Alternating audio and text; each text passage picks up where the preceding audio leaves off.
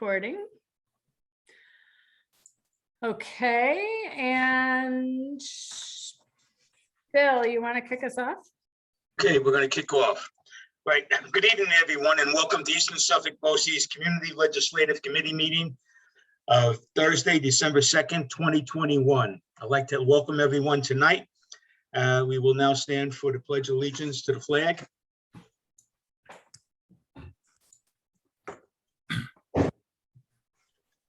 Do we have the flag or no? I pledge allegiance to the flag of the United States of America and to the republic for which it stands, one nation, under God, indivisible, with liberty and justice for all. Thank you. Thank you. Dr. Lutz? Okay, so I am so excited to be here with Dr. John Tanacredi, who has been active for many decades, doing the work that he does. He has an extensive bio, but I'm going to try to summarize it, and I'll let him fill in the gaps for things I leave out that he feels might be important. But presently, he is a professor of Earth and Environmental Science in the Department of Biology, Chemistry, and Environmental Studies at Malloy. He's also the executive director of CERCOM, which is the Center for Environmental Research and Coastal Oceans Monitoring. He's a former research associate at the Wildlife Conservation Society, Aquarium for Wildlife Conservation, Osborne Laboratories of Marine Science, visiting scientist at the American Museum of Natural History and the Department of Invertebrate Zoology, research associate at the Lamont Doherty Earth Observatory at Columbia University Earth Institute, and presently he chairs the Conservation Committee of the Explorers Club. From 1978 to 2001, he was a research ecologist for the National Park Service, done a lot of work for the national parks. From 1974 to 1978, he was an environmental analyst of the U.S. Coast Guard Bridge Administration, preparing NEPA environmental impact statements for bridge and highway construction in 6 eastern U.S. states.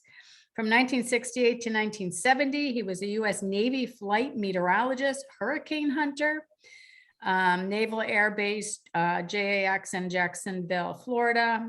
He received his doctorate in environmental health engineering from the Polytechnic University.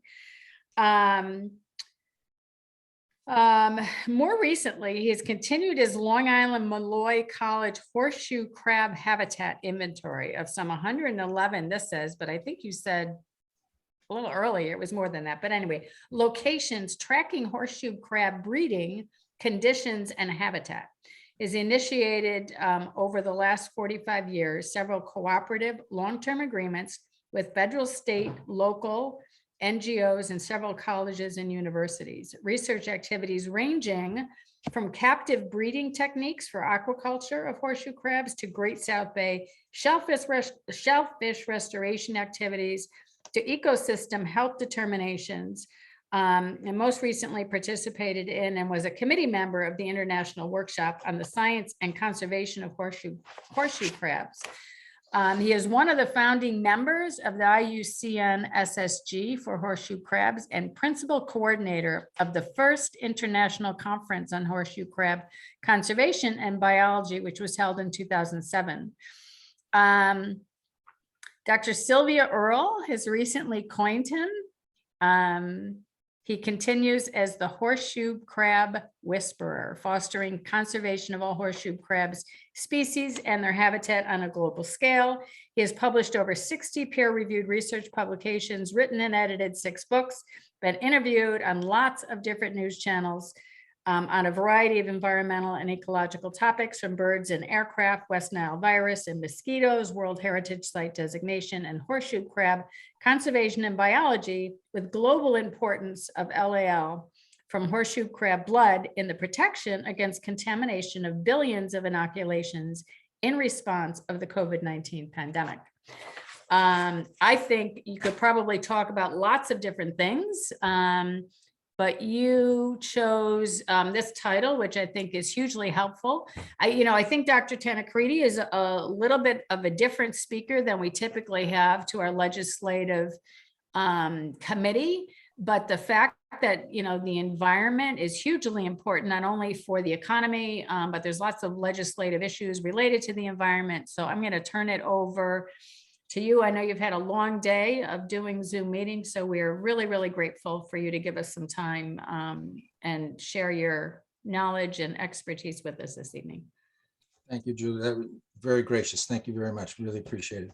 I want to thank Bill for originally the invitation, and yourself. And this is pretty free flowing here. There's much to talk about when we talk about the coastline, but I just want to share a quote from a colleague that I worked with from 1980 to 1988, because he was at Queens College at the Human Ecology Institute, Barry Commoner, and he's an environmental icon, and people should read his original work, Closing Circle. It's sort of the similar line as Rachel Carlson's Silent Spring. It talked about in a host of environmental areas, and the diversity of interests is I'm passionate about science in general, but that's the concept that I've lived with my life and learned from him is dealing with the approach to observations and science in general by being skeptical about things that you see all the time. Sometimes what you might see needs to have interpretation and discussion. But Barry would say all the time, in this world, there are tremendous interest in environmental concerns, primarily because there is a connection to our life, to Earth history, to all the living organisms on the planet, and many people have ideas and concepts and directions and proposals and that they present, and yet with all of that passion and excitement, they still can be incredibly wrong. And so the idea is to constantly discuss approaches, solutions necessarily, or conditions in the environment. And I think if I can get a little bit of that message across, that necessarily correlations don't necessarily mean causation. So constant review, discussion, interaction between scientists, and look what's happening with the pandemic. Medical doctors and epidemiologists and toxicologists and virologists, people who study and when I took my first virology course in graduate school, studying viruses, I never thought that it would actually help me in any particular way, and I wasn't going into medical school, but here it's today. We're still learning constantly about these particular organisms, which we, as much as we know, it's much more that we don't know. And so I'm just going to skim the surface of some issues and tell you how I've approached this, not only at Malloy, but in all of my career path, my entire life. And the incorporation of all of the work has been mostly coastal in my life, near the coastline, because it's really, to use a lot of catchphrases for estuaries, which are the confluence of freshwater systems and ocean systems. They're relatively shallow, they're near shore, but they're the nursery grounds for 90% of the marine organisms and estuarine species on Earth. We know that the coastline is an amazing place. It's a dynamic place. As a matter of fact, ecologists have a term for transition ecosystems from terrestrial to ocean, deep ocean in the coastline. They call them ecotones. And ecotones are incredibly complex. The complexity of both of these ecosystems blend, interact, and scientists always try to reduce the numbers of changes or variables that are associated with any particular environmental system. Well, what happens in estuaries, estuarine systems, is constantly dynamic, constantly an important part from all science levels, A to Z.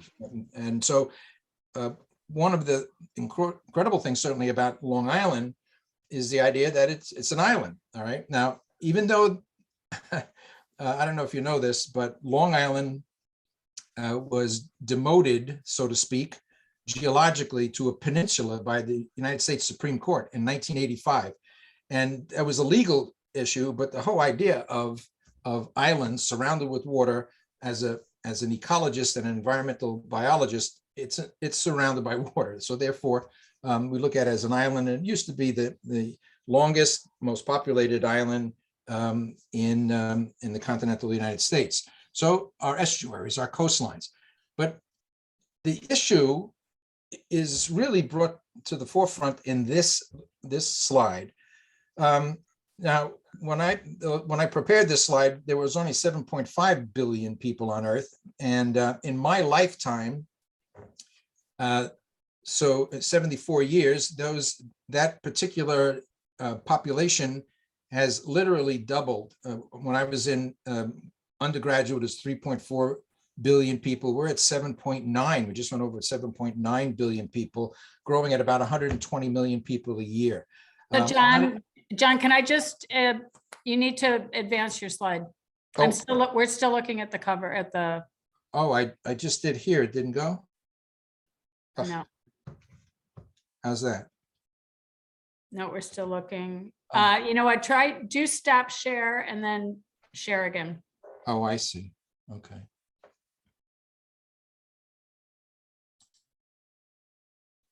Oh, I hope I don't have to do that for 50 slides. No, you shouldn't.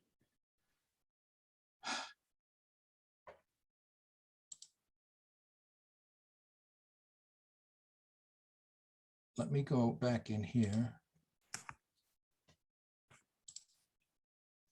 I'm going to leave it with looking. Can you see this now? We can see the cover, and what happens if you click your right arrow? How's that? Perfect. Perfect. Good. All right. So this is 2/3 of the human population live within the coastline of the world. You and I, every human being, certainly in the United States, spends on average between 10 and 12 days a year in some type of coastal activity. The human population along the east coast of the United States has tripled in the last 75 years, as the human population globally has doubled to 7.9 billion. 1/3 of those original coastal estuarine ecosystems only remain. Most of that has been developed. And so from the standpoint of individuals, people, infrastructure, communities, everything that gravitate to the beginnings of rivers and all of societies and throughout history, human history, have gravitated to waters because of fresh water. The idea of people living within the floodplain was the whole idea of the rivers and streams flooding in order to perpetuate agricultural development. So the idea of coastlines and nearshore environments are critically important and have a pretty torturous history, primarily because there are more people in harm's way and in relationship to effects that can happen along the coastline. But then there's an unfortunate, I think it's just the product today of information glut. The idea that this map, for example, up on the top here, there are two maps here of Long Island. The first one talks about impairments and the crisis. And if you looked at this map, you wouldn't want to live on Long Island. I mean, the whole idea of these situations here may be ephemeral.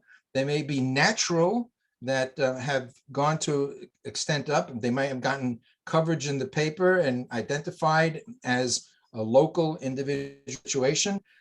We see this all the time with algal blooms. We see this associated with fish kills.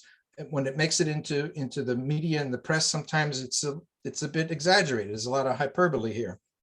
But the map on the bottom is not hyperbole. It's not an exaggeration. It's identification of some of the biological diversity. As a matter of fact, we call it the Malloy College Non-Crisis Environmental Richness Map. And we started this about 4 years ago in looking at the incredible diversity. I mean, I've known it all my life, that from fishing off of Coney Island to boating in Peconic Bay, the idea of natural resources continues to be needing to be monitored, to be understood, to be part of the dialogue, and not coming up with standardizations that unfortunately, natural phenomena sometimes can be mixed up as a pollution event. All algal blooms, and that's what algae do, and that's exact in freshwater systems, and certainly phytoplankton in marine systems. They bloom. If they didn't do that, they wouldn't be producing the kind of oxygen you have. We talk about fish populations. The menhaden on Long Island have skyrocketed over the last decade. And because of that, we've got humpback whales breaching under the Verrazano Bridge and off of our shoreline here, populations never seen before of cetaceans and pinnipeds. We have Kemp's Ridley turtles, the most endangered marine turtle on Earth, nesting in the Rockaway Peninsula. The piping plovers, one of the most endangered species we have, right on Long Island, considerable numbers, tripled in numbers in the last 2 years during the pandemic. The idea of the pandemic didn't change the environment necessarily. It certainly impacted human environments, but it did not look at impact the natural environments. For all intents and purposes, there were no planes in the air, no trucks on the road, no cars on the road. And for the last 3 summers, the dissolved oxygen levels in Great South Bay waters and North Shore waters, Long Island Sound has never seen as improved water quality conditions over the last 3 summers. So this doesn't necessarily get reported, and I'm sure you've never seen this map. So the whole idea of looking at environmental conditions has to be put into perspective, not always on a negative crisis mode. And here we just recently, red seaweed is everywhere. Well, yeah, it is everywhere. It's phytoplankton. We find there are hundreds of species of plankton. They all have different bioeco needs in these estuarine waters. Sometimes these things can be exacerbated. We understand about cultural eutrophication as a concern, but the unfortunate part about all of this is that every major fish kill, algal bloom, all of the types of things that are associated with the media and literally the concept that there's an environmental crisis on Long Island are been attributed to septic systems. And now that is going to be a major concern forever, for the next decade. It's all the infrastructure money coming in, and I'll talk more detail about it. But the important thing is that when you learn, and I don't think this has been learned, or at least at the level that it needs to be, the idea of the nitrogen cycle, the whole idea how denitrification occurs, exactly that this is more a terra firma issue than it is an estuarine or freshwater system. And then you have 2 types of sources of pollution, no matter who you talk to: point sources and non-point sources. Point sources are just that, you can point to them. So you can find a sewage treatment plant outfall, you can find a smokestack giving certain types of contaminants. You can even have a roadway and a highway with transportation across of it being defined as a point source. But septic systems, and especially in Suffolk County, 360,000 septic systems, you can't point to them. There's no way to monitor every single one of those. These are, and we'll talk a little bit more about the details of that in a minute. But the key here is that the entire program for water quality in Suffolk County and in Nassau County, in many respects, has been directed at these septic systems. Now, it's more so in Suffolk County, primarily because of the fact that not every town, and there's a lot less sewerage. Now, I'm not against sewage treatment. My PhD is in environmental engineering from Polytechnic Institute, now part of NYU Tandon School of Engineering. So I can tell you that I have a great appreciation for wastewater treatment, and that was main work that I did, what I did with contaminants that go through sewage treatment plants, certain types of contaminants, petroleum hydrocarbons, for example. So the idea is that sewage treatment plants are absolutely necessary, especially where they are already. They need to be upgraded and they are directly related to the populations of any particular community that you're looking at. So what's the interesting thing about septic systems and why they're so important, because they're gravity flow, that's how they work, is the fact that they are basically controlling the amount of sprawl that takes place in any community. If you cannot develop for a septic tank, a septic system, no matter how advanced it could be potentially, and these are dating back to ancient Rome and Greece, for goodness sake.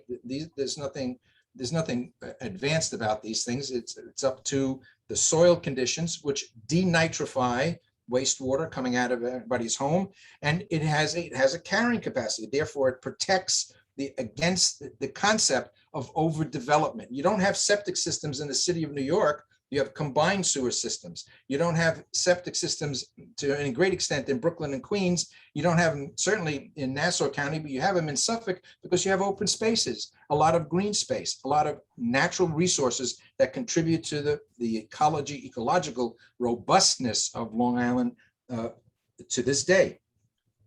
So there was a concern about in 2012 about Sandy, putting a breach, which was 90 years before that breach, or 85 years before that, there used to be a breach. So there was a breach, then they filled it in. But between the time they filled it in the last time and Sandy, a national park was created. And that national park, Fire Island National Seashore, is the smallest wilderness designated national park in the US system. And because of that, that inlet will remain an inlet in perpetuity. That's the basic wilderness designation. They can't close it. They're not allowed to close it. So let's take a look at it. Did it have an impact on the Great South Bay? Yeah, we've been looking at Great South Bay for the past 8 years that I'm at Malloy and 13 years at Dowling College before I came to Malloy. And I can tell you, the three main criteria that I look at all the time is salinity, no appreciable change. As a matter of fact, salinity has basically been fairly in stasis, as we call it. We take a look at temperature variability. Again, seasonality changes, but for all intents and purposes, the average temperatures can be identified. And the key to me, the most important water quality parameter is not nitrogen concentrations, not phosphorus concentrations. It's dissolved oxygen. DO is the most important if you had to put them in a priority order, DO would be the first one we take a look at. And Great South Bay is absolutely both top water and bottom water over the last 15 years turned around. And then we took a look at all of Long Island's ecology, from Long Island Sound to New York City to Peconic Bay and Great South Bay. Water quality from the standpoint of dissolved oxygen is directly related to all of that blooming algae and phytoplankton. That's where it comes from. It's called photosynthesis.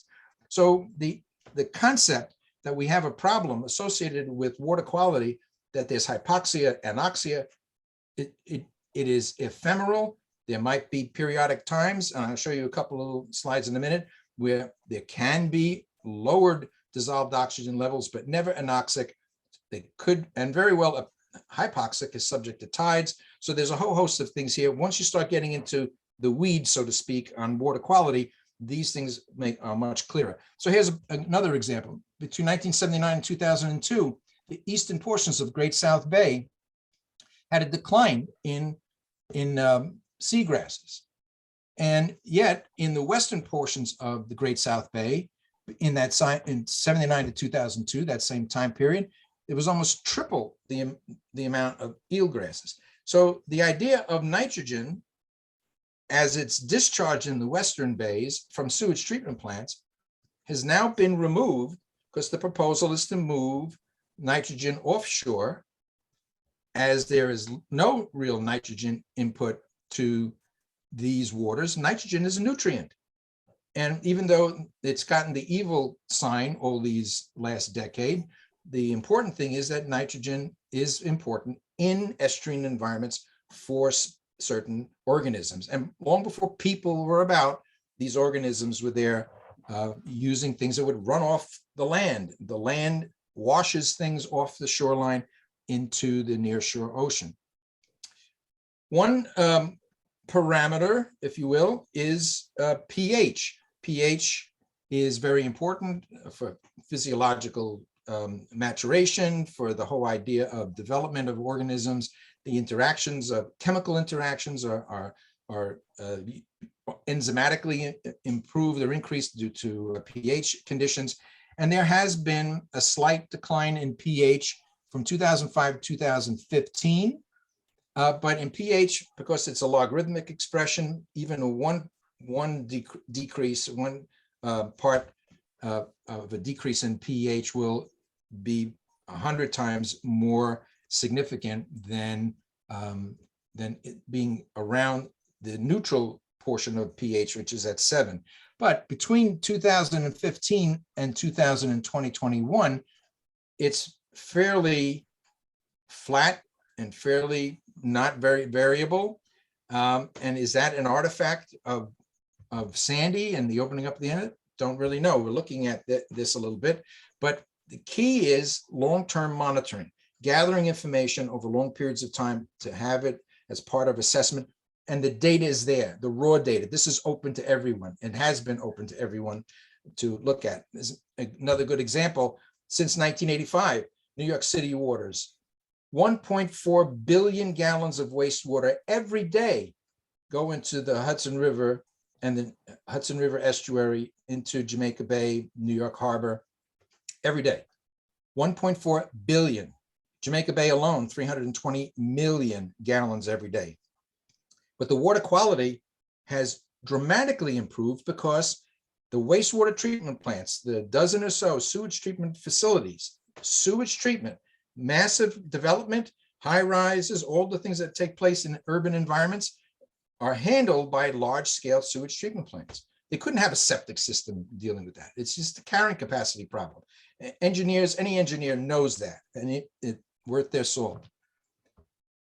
Here is a document from 1986. The US Environmental Protection Agency for 15 years advocated using estuaries as sewage treatment facilities. They advocated septic systems. They said to put them, this is what works, and you don't have to have power on these septic systems. They run by gravity flow. We're talking about putting things in that have moving parts below ground, So it is incongruent with a long history of science, a long history of engineering, and the idea of wastewater treatment over a long time. And that's a real critical issue. Fish kills. Again, the idea that fish kills are a problem. Well, all marine organisms have a life cycle. Some organisms are called boom or bust organisms. Blue claw crabs. Some years, they have a 7-year reproductive cycle. Over that time period, there'll be tons of crabs. And then other times there are none. You couldn't catch one if you wanted one. You couldn't draw one if you wanted one. So that is a season, that is a cyclic change. We wouldn't even talk about cyclic change. You can't have looking at things without any change over a period of time. This is one of, again, my own personal, not a denier. I believe the earth is warmed, but the idea of climate change is almost misconceiving what is really happening. Things change all the time. Things have always changed. It's a matter of how much they've changed and how much they've contributed to fossil fuel burning. And that's a key question that's still being discussed. But here's fish kills. And these organisms, the menhaden, are basically herbivorous. They eat plankton, they eat algae. So when their populations go up and they're predated on by striped bass and bluefish, they chase them into these waters and they're fed on by humpback whales. Humpback whales off the chart, bluefish, striped bass off the chart due to the large numbers of organisms. But if you get all these organisms into small inlets, you exceed the carrying capacity. My daughter, when she was growing up, had a little fish tank, and she had one little goldfish in it. And that goldfish lasted 9 years. She would feed it every day, change the water. That beautiful little goldfish was there. But if I took 55 goldfish and put them into that same bowl, they would all go belly up. And this is what happens periodically. Fish kills have, as long as I've been in this business, 52 years. In that entire time period, I can count the numbers of fish kills that have been reported around the world. But these are ephemeral.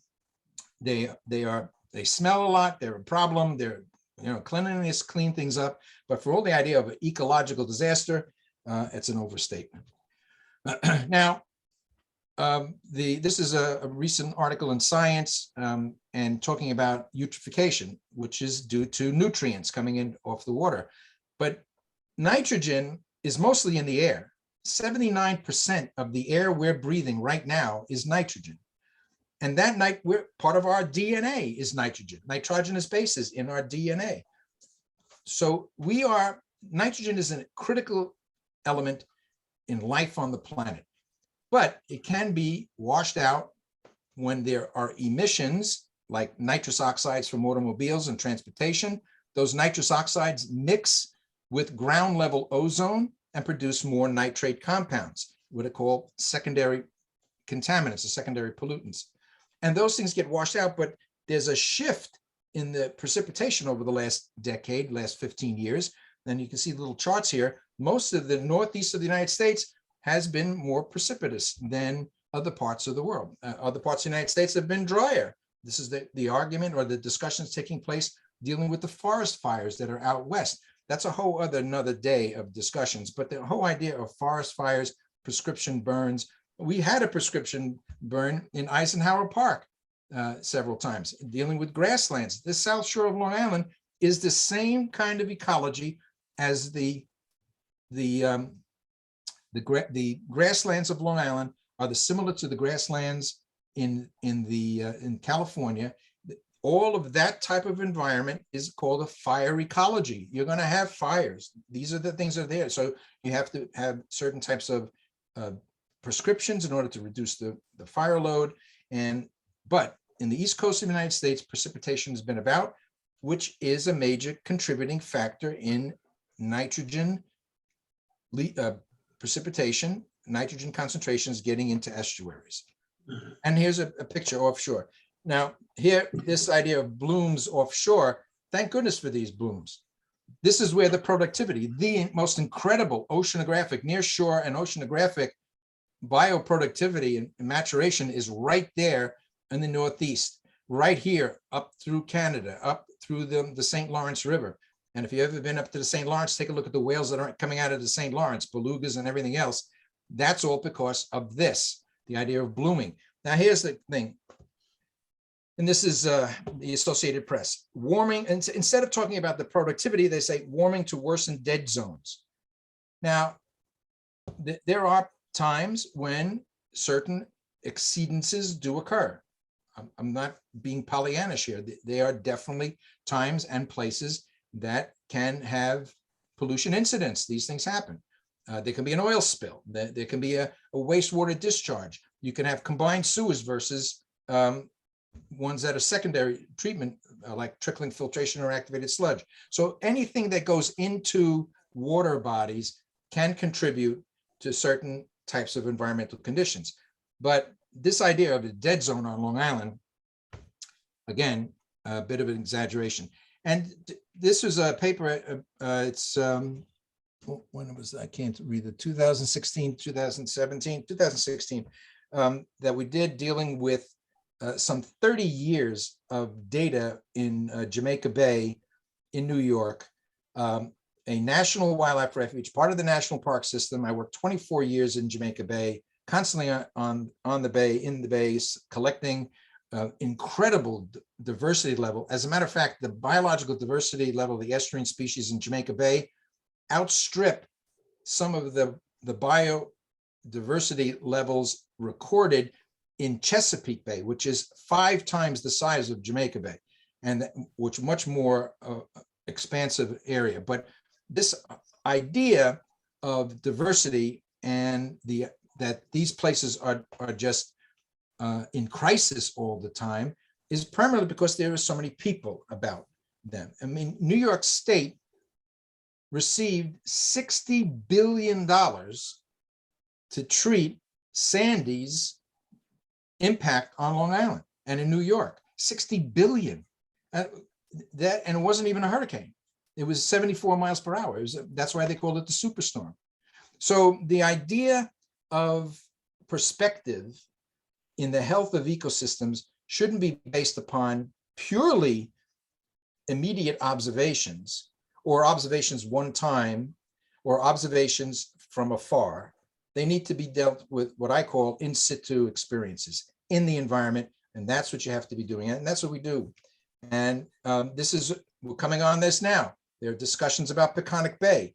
And the New York is very unique when it comes down to national estuarine programs. There are 4 major estuarine oversight groups dealing with coastal estuarine systems in New York due to the US EPA's National Estuarine Program. There's New York Harbor, the New York Bight, Long Island Sound, and Peconic Bay. Great South Bay is covered up by New York State Department of State, and in the South Shore Estuarine Reserve. And the last document dealing with the management of Great South Bay was in 2001. It is now 20 years later being upgraded. 20 years. Well, that's a long plan.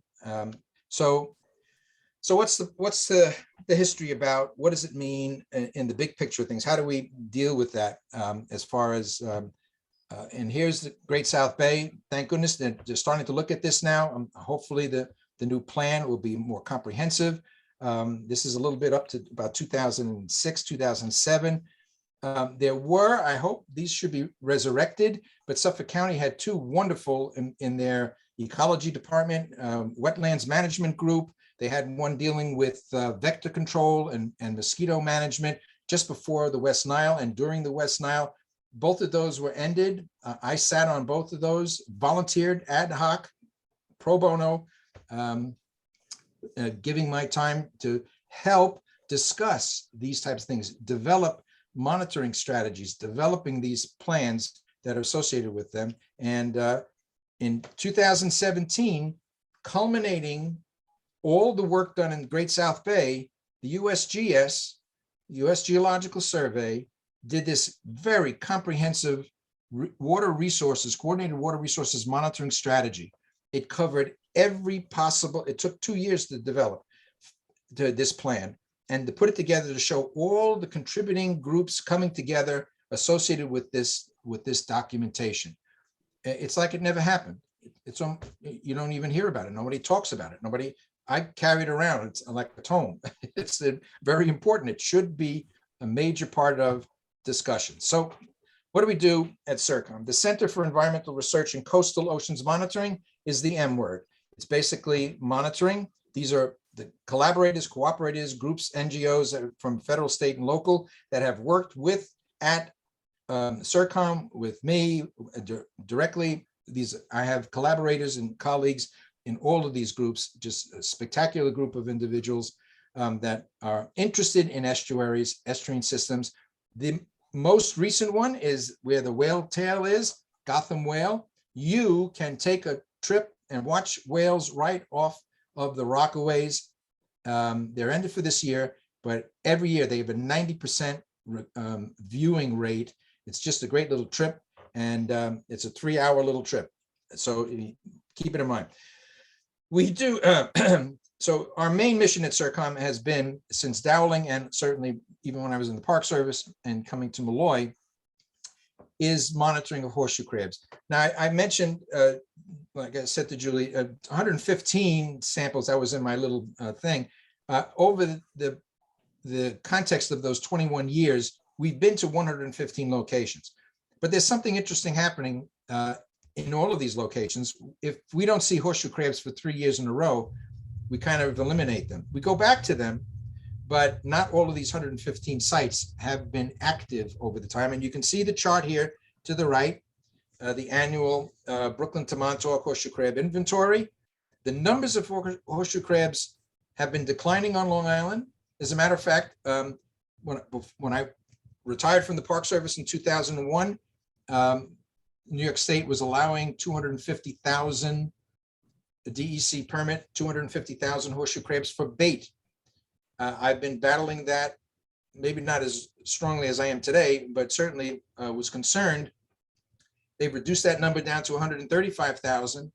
But every one of us on this Zoom session and everybody you know and associated with, every prescription, every medication, every inoculation, every surgery in the United States and globally gets tested for bacterial contamination, and the most efficient, effective, and utilized and approved by the FDA is Limulus amoebicide lysate, LAL, from horseshoe crabs.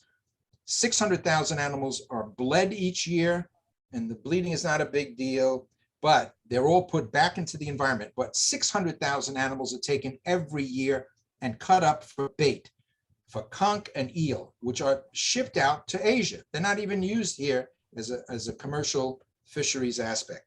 So horseshoe crab, the LAL, I got just last year.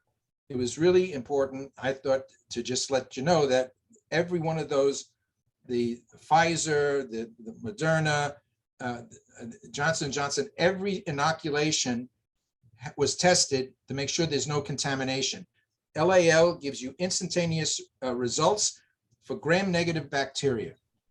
Gram-negative bacteria have nothing really to do with COVID directly as a disease, but in the United States, every year, 275,000 people die of sepsis in hospitals.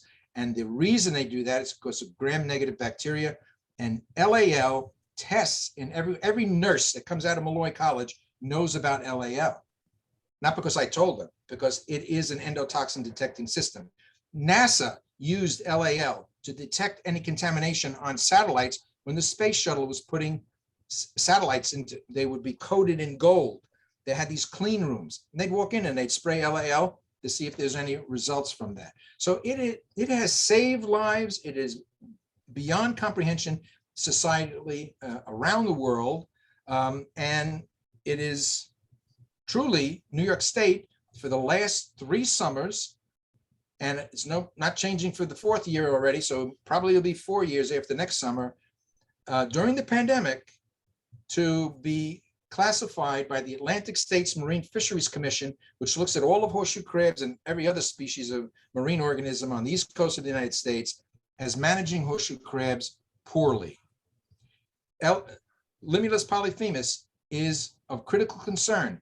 It took us 6 years to get it classified under the IUCN, International Union for the Conservation of Nature, the largest and most prestigious conservation organization on Earth, in the horseshoe crab group that got it red listed. The red listing of IUCN means these animals are in trouble. There are more organisms now red listed than ever before.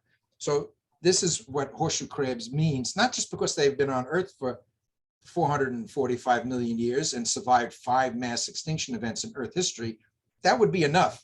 But here is a primary personal help to human health. And to do that, we've got to protect habitat. So out of those 115 sites, many of them should be candidates for no-take zones. New York State is not pushing that.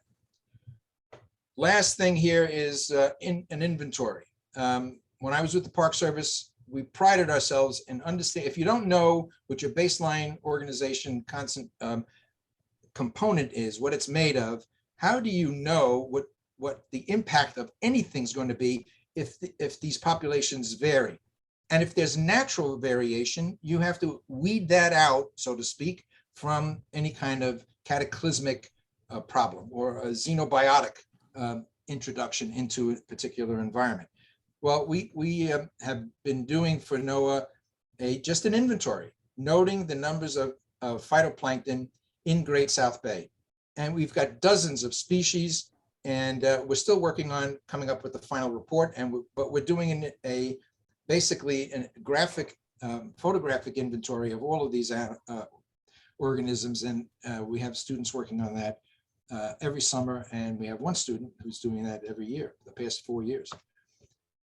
So last thing, as far as what's data all about, data should be used to help come up with proper management decisions, ecosystem-based management. And we, for 5-year trend analysis on water quality in Great South Bay, adjacent to Fire Island National Seashore, came up with the data showing that the bacteriological levels were exceeding in places where boaters would short dump. They wouldn't go into places to pump out their systems from their boats. So there's a regulation now in 2009 that says you can't short dump. It's illegal to short dump. There was no law against that before. So again, laws have to be implemented. They have to be enforced. We understand that, anything about law, but here was the case for what we did this was at Dowling, but we continued this work at Malloy. So it's important to understand that hyperbole should not be used in science. Now there's exaggeration, and then there's exaggeration. And in order to build intensity, urgency, sometimes very ridiculous overstatements are made. So what I suggest to all of you and to anyone who would even hear that what a scientist might say is to make sure that what you're reading and what you're viewing, you must always be skeptical. And as soon as the term crisis is used, I would back up and reevaluate it, because not everything is a crisis. Some things are natural phenomena that we just don't have an understanding of, or people don't have an appreciation of.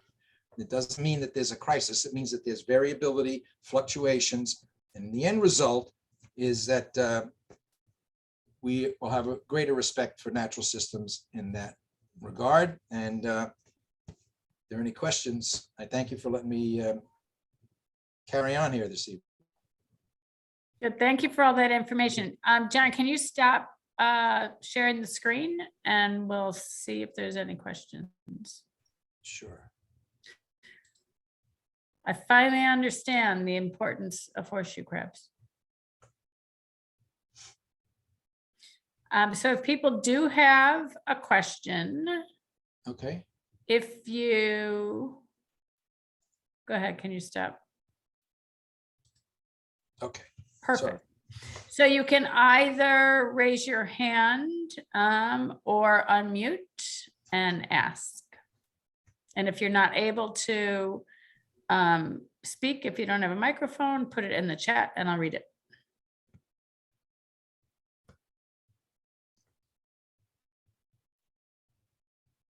John,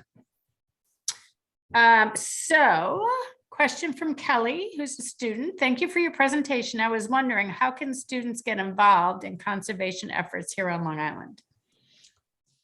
Well, you can volunteer for helping out with NGO groups or conservation groups that are conducting all types of everything from beach cleanups to programs that are I use the term only a few times because it's tough on someone to be labeled a citizen scientist. It's tough to do that because now you're putting the impetus on an individual to have an understanding and a background in scientific discipline, methodology, and the rigor. And the person may very well be able to do that, but it puts the onus on the individual when really we have to kind of look at how systems are conducted over time. We see this all the time in sewage treatment plants, for example, large scale sewage treatment plants. That 1.4 billion gallons in New York City is monitored every day. It's monitored because in 1970, the United States passed Richard Milhouse Nixon, 3 major laws: the Clean Water Act, Clean Air Act, and the National Environmental Policy Act, NEPA. In the Clean Water Act and the amendments in 1972, fishable and swimmable waters and state pollution discharge elimination system permits issued by states to their sewage treatment plant operators with a whole host of priority parameters identified by the US EPA to keep the water that is discharged from a sewage treatment plant out into the estuaries or into the ocean or wherever, even to a river, stream, or a lake. All Great Lakes get wastewater dumped into it all the time. Those waters would be monitored by that speedies permit. And if the people who are operating the plant were in violation, or the plant didn't do what it was supposed to do, 85% reduction in BOD or better, changes in pH, chlorination, if it goes near anywhere in drinking water, all of that type of thing, they get fined, and the fines are exorbitant. In New York, on Long Island, in Suffolk County, Nassau County, and certainly in New York City, sewage treatment plants have speedy permits, and they're doing a great job. As a matter of fact, the reduction in wastewater discharge of nitrogen in Suffolk County is exemplary. Is exemplary because of those speedy permits being monitored. Riverhead, all of the sewage treatment plants in Nassau and Suffolk County are doing excellent work because of those monitoring the speedy permits. So what can a person do involved with that? Talk to your wastewater treatment operator. Take a trip through a sewage treatment plant. I take my students through them. Well, I used to. Right now, the last couple of years have been a little difficult. But take a look at that. That's what your taxes pay for. That's exactly what your community is based upon. And it's those sewage treatment plants that can have more development around it. That's where sprawl comes in. That's why septic systems are so important to preserve and maintain. And they're maintained by the individual in your home. That's how you do that. You maintain them yourself. So you can take care, if you live in Suffolk County and you have a septic tank, take care of it. Give it, I don't have any stock in Ridex, but you can go out and get Ridex, put it in there every so often. Make sure if you have relatively numbers of people, four or five in a home or a single home, and basis amount of acreage, you can have it pumped out anywhere between 6 and 10 years. And sometimes it could be less, sometimes it could be more. And you're contributing more to water quality than necessarily a large sewage treatment plant, because you're doing it personally, you're doing it identifying, and you're keeping open space as much as possible. And you're using the same exact organisms in the soil that are treating that septic discharge in denitrification. It's an anaerobic process, by the way. There's no oxygen involved with that. So keep that in mind when you're looking at certain proposals in the future. Nice. Another really good question. This is from Kelly says, thank you very much. She appreciates your insight. Ashley says, what are some methods we as students could use to avoid becoming easily convinced of exaggerated or false, quote unquote, crisis statements? I don't have an answer for that one. I tease some of my students. Sometimes I take them into the library. I said, this is where books are. This is the new thing. All right. You can find certain things on your technological advances here, but get out and do some, referencing for, catching up on your reading in sciences and all of the sciences, you name it, from biology to physics and chemistry. There's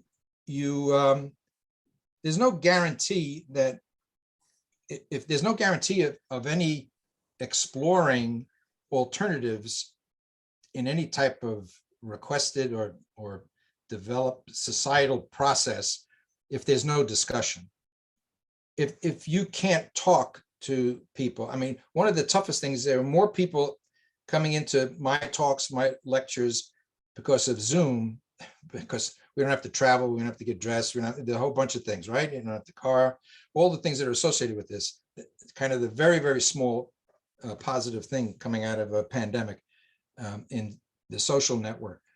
But one of the toughest things for me is that there's no dialogue, there's no discussion bringing this across, and debate. And you can get passionate about debates. You don't have to sit back and be, you shouldn't be offended if someone doesn't agree with you.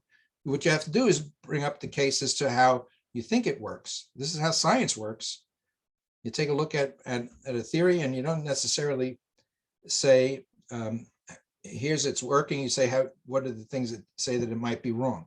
And so I just hope that students don't water down their coursework. Don't shy away from tough courses because they're tough.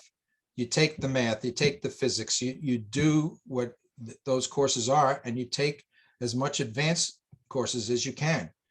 And if you're going out for a master's degree or a PhD, be challenged, all right? And volunteer. I mean, volunteer to do things. When I was in high school, if my curveball was a little bit better, maybe it would have been a little different for my life. But my whole idea was I had a sports scholarship, but the main thing was I volunteered to work at the Osborne Laboratories of Marine Science. I met 3 Nobel laureates that worked in that laboratory. I cleaned tons of glassware, but then I was able to sneak into the scanning electron microscope room and watch the scientific illustrators working on their projects. And to this day, there's a whole thing called STEM, right? Science, technology, engineering, mathematics. Well, they threw an A in there, STEAM, art and science. We just did a last Earth Day, a STEAM event. A dear friend and colleague of mine, a geologist, she lives in Naples, Italy. We worked together for many years. And she just wrote a book called Tweeting Da Vinci. It's all about Leonardo da Vinci and how his science was he was the first real STEM scientist. He was looking at technology. There's an exhibit in New York City right now on Da Vinci, dealing with some of his instrumentation. So again, it's expose yourself to all of the possible reading and literature, and there's tons of conservation. We have at CERCOM for our students, the John Burroughs Society Nature Writing Library. These are all books that were submitted to the John Burroughs Society for the John Burroughs Award on nature writing, and they're up there for them to use. We have over 500 winners of different parts of that Burroughs thing right at CERCOM, and students can come there. Didn't have enough room in the main library in Rockville Center, but hopefully they'll be in there in the future. So read on. And my new book, The Redesigned Earth. Take a look at it. 2019, Spring of Nature. Nice. So we are just a few minutes past 8. Ashley says, thank you. She'll be sure to share with her peers. I am not, Kelly's applauding. I think that's what it is, clapping her hands. Any last question before I turn it back over to Bill to close? Oh, first of all, I should say, I love your passion for your work. I've learned more about Long Island waterways than I've known in the last 30-something years that I've lived here. We do have a nice little appreciation plaque that we will get to you somehow, probably at your Malloy address, but Kathy in my office will figure that out. Okay. And it really has been a pleasure. I thank you for the time. I know it's been a long day for you, but really appreciate the time you've given not only to our staff, you were talking to a mix of staff here as well as students. So really it's good. an open house at CERCOM at any time. Just during the summer, it's a lot more active, but take a trip out. We'll show you our horseshoe crab work, and we've got a couple hundred horseshoe crabs breeding away in there. 10,000 juveniles a year we're producing. They go into growth, but that's a whole other story. Horseshoe crab work is Wonderful. I should tell you, one of our most active teachers here, and she tends to bring her students to this committee, is our animal science teacher in our career and tech ed program. So Lisa Mangelo is on, and I'm certain that some of these students are from Lisa's program. But so I'm thinking Lisa might just take you up on that. Oh, there she is. Okay, really good. Yes, we Actually, have we myself, have- and we also have our TA, Miss Robricks, and a bunch of our students from our building. So thank you. This was awesome. You may want to talk to my tech, Kyle Morelli. He oversees what we call the Crab Club. We give 1,000 fertilized horseshoe crab eggs to high school students. They take them into the school for the semester. Now, the pandemic has really slowed this down the last 2 years, but it's starting to pick up again. We have about 28 high schools from Staten Island in New York out to Montauk, that the Riverhead, and they take them into their class. They keep records on it. They take care of them. They grow them. They hatch and they spawn. They molt, and then they bring them back to the laboratory at the end of the school year.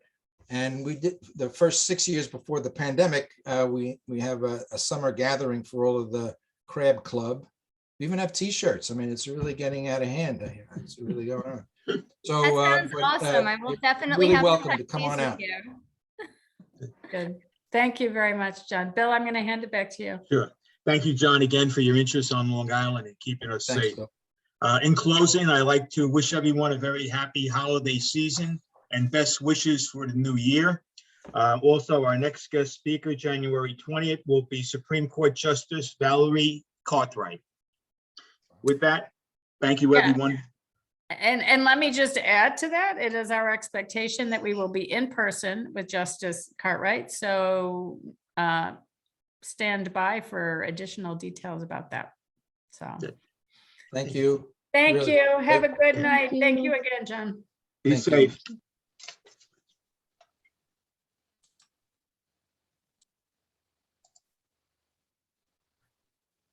That was good, Julie. Isn't he? I love Yeah. intelligent, passionate people. Passion.